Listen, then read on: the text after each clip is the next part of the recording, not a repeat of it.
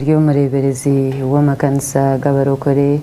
omucyange cya Ankole habw'eki gombe cya Nafback ogwen Dr. Bishop Silas Taiwa yaryo yabasa kuba nayita abantu bona okwejumbira mu ruterane kishamaza orwa Light Up Ankole kandi ruterane rwija kuba ruho kwezi kwa gatano kandi abarwebembire no muhara wa mukuru w'ihanga Yoweri Kaguta Museveni orukomanya nka Patience Rwabogo ruterane rwija kuba ryaho mu Rurembo Rwambara reka tubihure ubwo turi kubarayo obwire buke ekiterane cy'amani munonga ekiterane rugogoma ruhigoranshozi ekirikwenda kuba umurembo Rwambara umushika echa burenge bwizoba ubwa Uganda ekibayesere Light Up Ankole kandi ekiterane eki kitebekanisiwe urumahara wa president w'ihanga rya Uganda owekitinisa Pastor Patience Rwabogo Museveni kandi ekiterane eki kigenderire okwimusya amadini gona gwatanisiza hamwe ekibaru kweta revival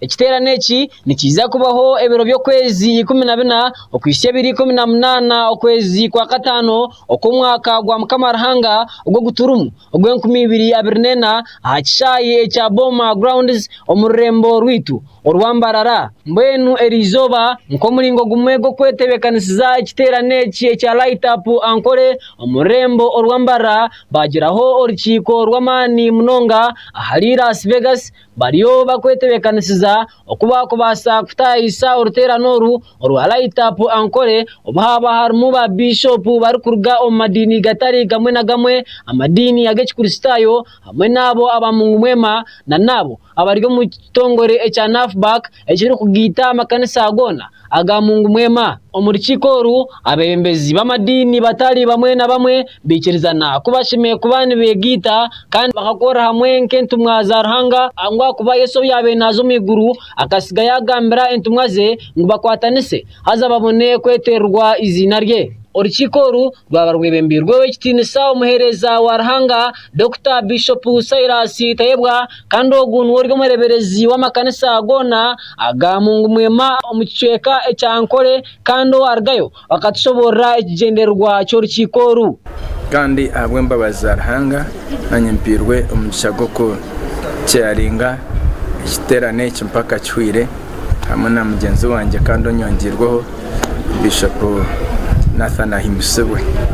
nintwara umugishogo kusima ruhanga nsima First Family munonga Pastor Patience Rwabogo Museveni abo kugira ngo mukama muhirokore koko okutwena hamwe nk'abantu abari kwikerereza umugarwa busya okutwija ngutu base kushongera tukora umurimo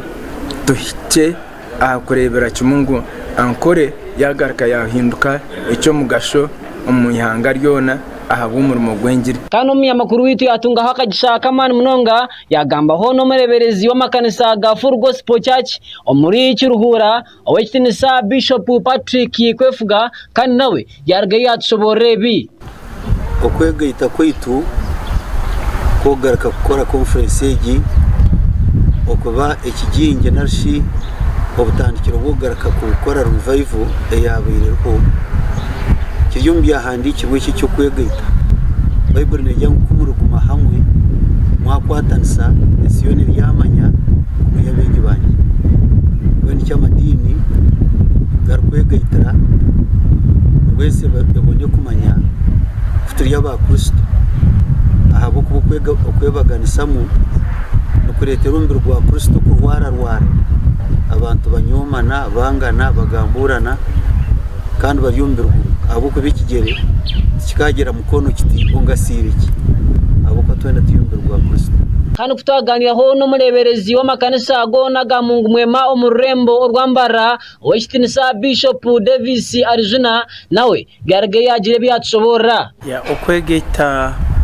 kw'abantu abari kwikiriza muri Bible nakamanyiso ka revival when omuntu wena uri kwetegeze byo moyo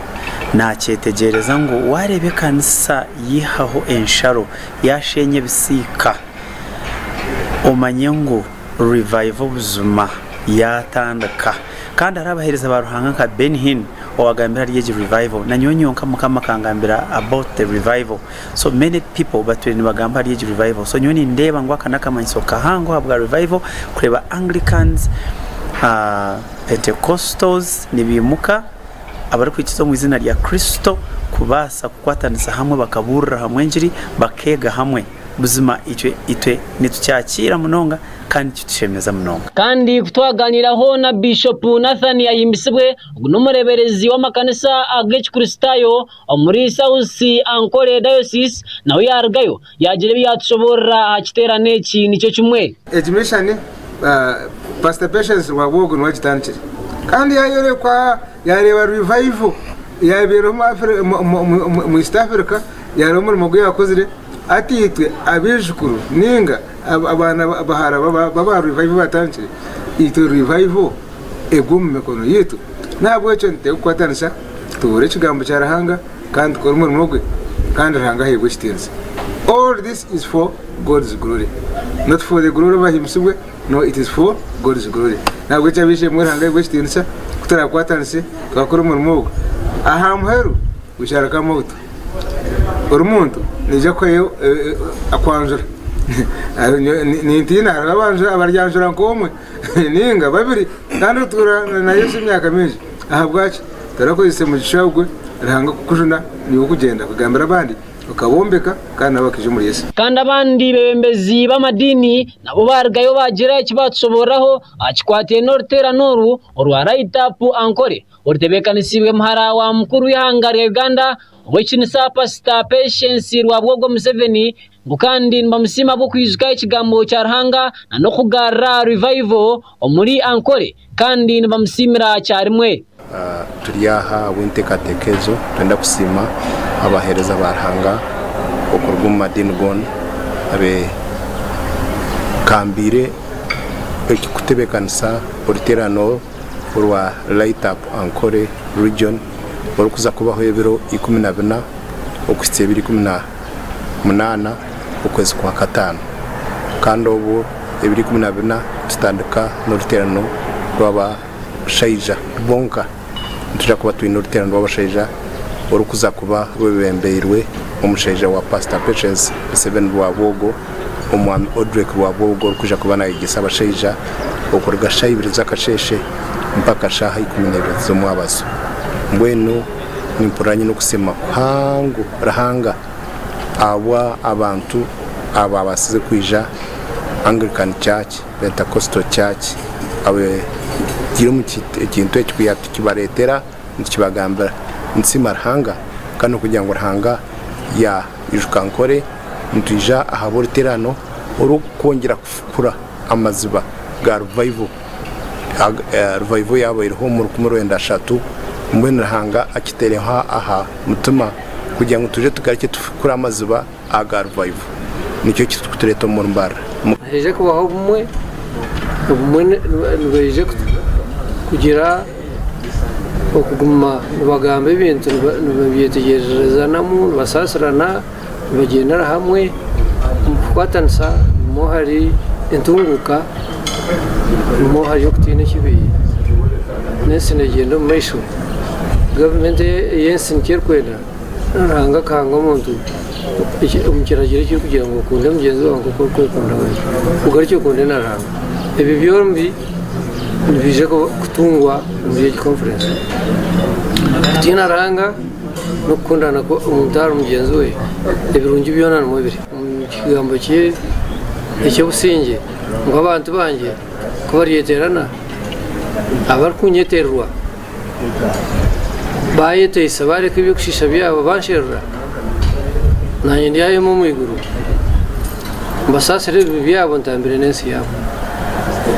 mbene ntwe nangwa abantu bayitwa abo murengero nicyo kirikujaga baba ahabwa GNTV agarukotya